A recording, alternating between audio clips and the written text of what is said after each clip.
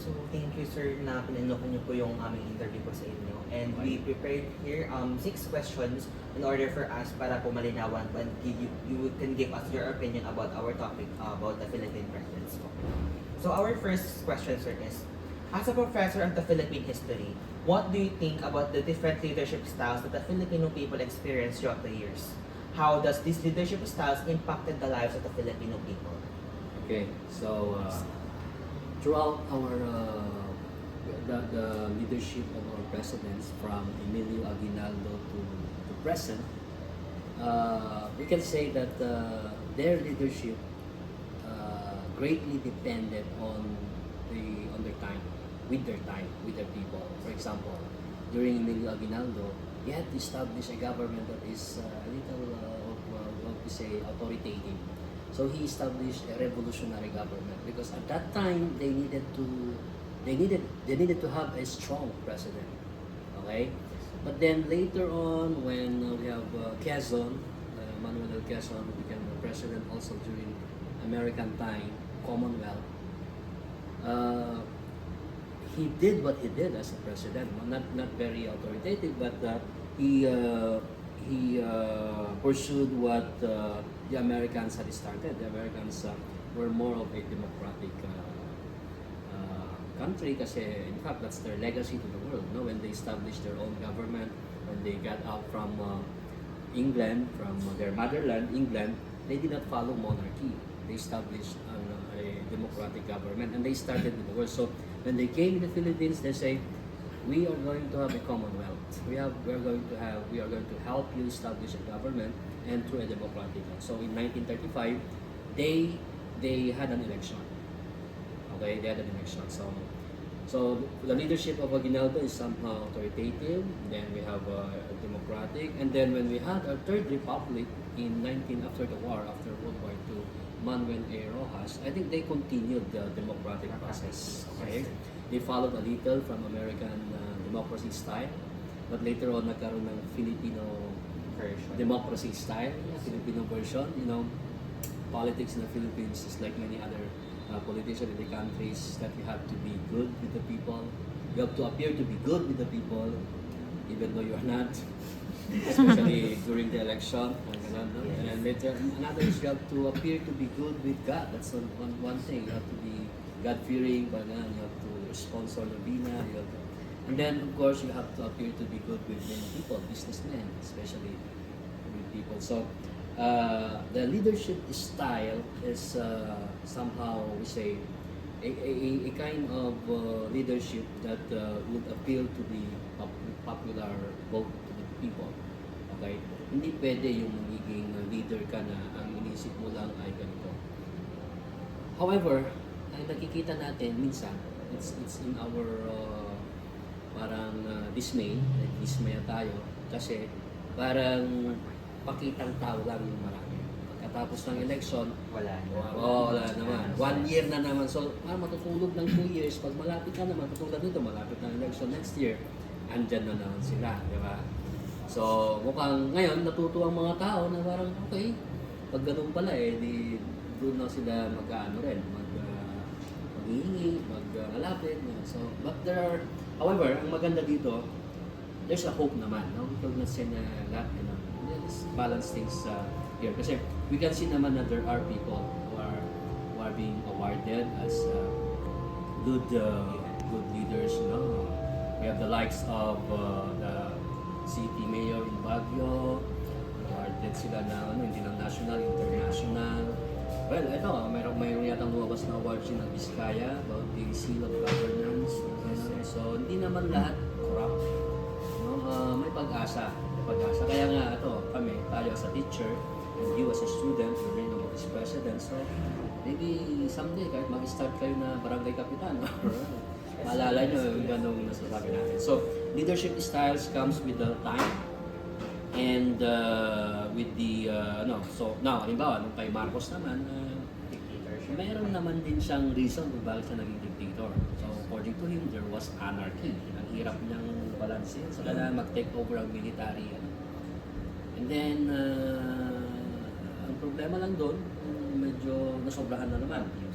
Diba? Okay lang naman siguro sabi nga natin na authoritarian naman, doon naman nagsimula ang karamihan.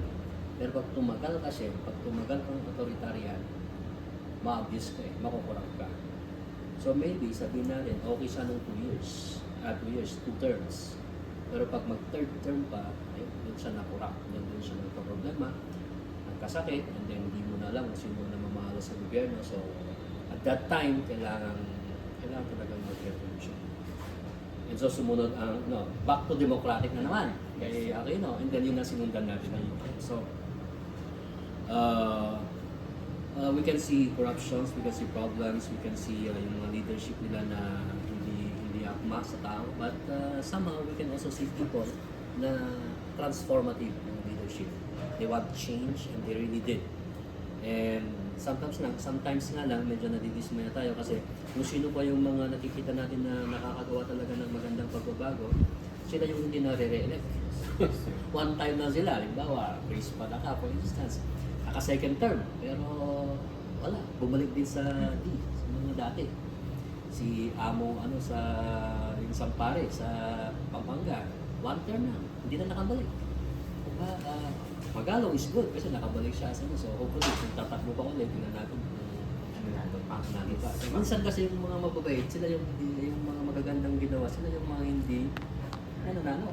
And then bumabalik tayo sa mga corrupt na So anyway, halimbawa sa list ng senators natin, yung maraming mga potential attorneys, lawyers, pero hindi sila nanalo. Ang nanalo itong mga sikat. Pero hindi naman natin pwede sabihin na wala silang nagawa. In fact, dito lapit, ang dami nang na-file na case. Pero ang natin is matagal na sila dyan. Dapat meron din sana. Kaso nga lang, hindi na nanalo yung magagaling. Hindi nanalo yung Ang nanalo sir mostly yung mga merong pamilya, walang pangalan, for example, yung nasa daan. So, kailangan natin pag-uwi dyan.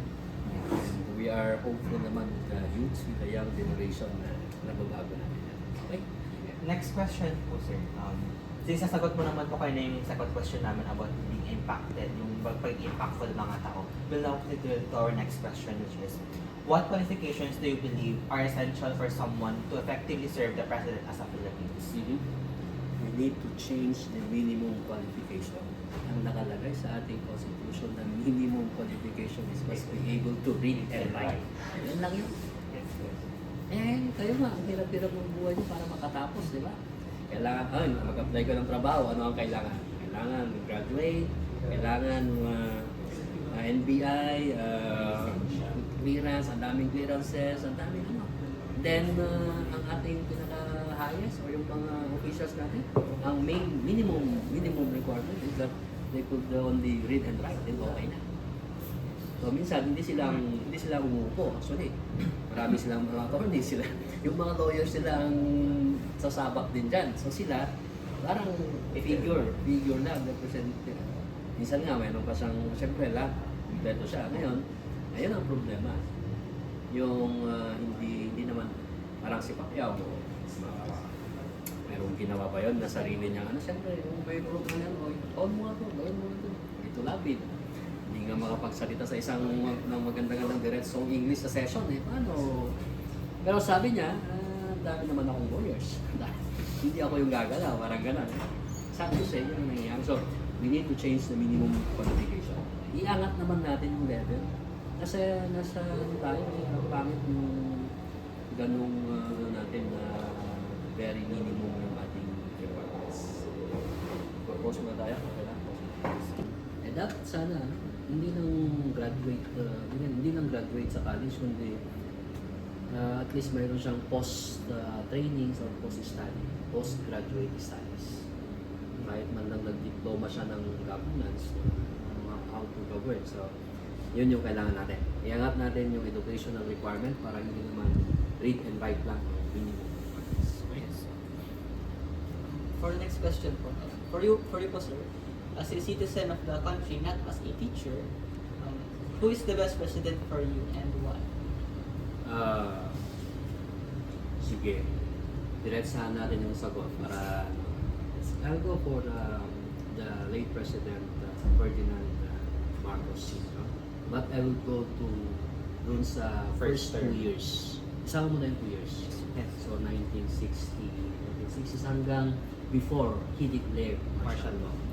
I'll go for the 2 terms. 6 plus 6, 12 years. I'll go for the 12 years. But for the other 8 years or for the other, umabot siya ng 1985 eh.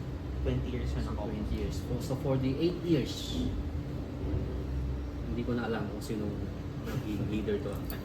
Military, asawa niya. Basta for the ano na ako hanggang 1972. Yes. From 1972 to 1986, 85. Ayan, doon nagka-diretso-diretso yung buhay natin. Doon tayo naging hindila kasi doon nagkaroon ng storm. Meron sila nagkaroon ng first quarter storm, second quarter storm, third. Yun ang sasabi nila na doon hindi mo na, ang dami na, parang doon yung time na ang sarap lumaban sa gobyerno. Ang sarap lumaban kasi nga, ang dami yung problema. But for the, pwede natin sabihin, ay, okay, I could defend. Meron tayo sasabi ng golden years talaga. Those years, yung time na yun, 1960s to 1972, last part, early part of 70s, ako sabi nyo na mabot talaga ng 7 pesos and $1. Pwede yun. It was a time na we, kasi aside from that, meron din kasing USA, may tulong talagang gobyerno from America na pumunta. Alam ko yan, yung sasabi ng parents namin, di ba? Pag elementary, meron silang kinakain na sa parang feeding, littering feeding sa mga Nutriban, yung tinuloy nila sa time ni Marcos, pero yun na problema na talaga. Problematic talaga yung 1972 to 1985. So doon nagkaroon ako. But for the first time, so for some reasons, kung dahil sa Vice President, of course, check mo na lang yung achievement, marami talaga. No? Doon lang tayo nagka-problema sa last part. Next. For the last question, also, if you were given a chance to be the next president, what will you do to make our country better?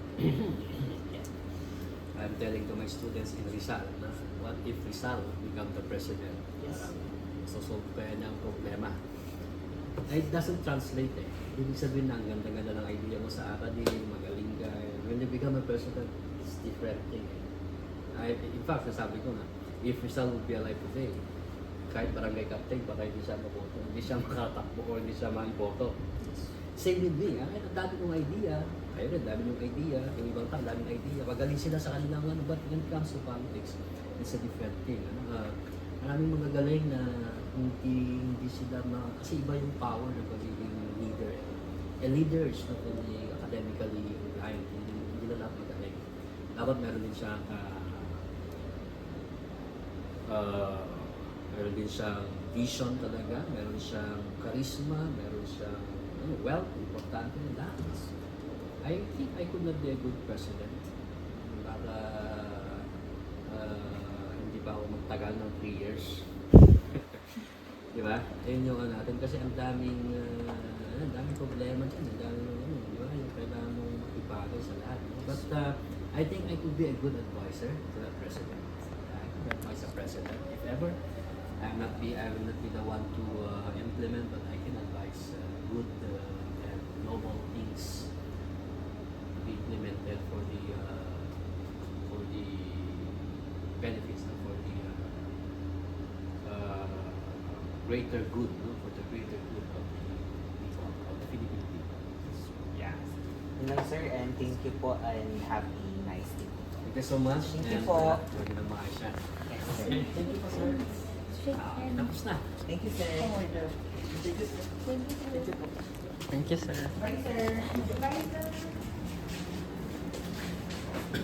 Sarong sira.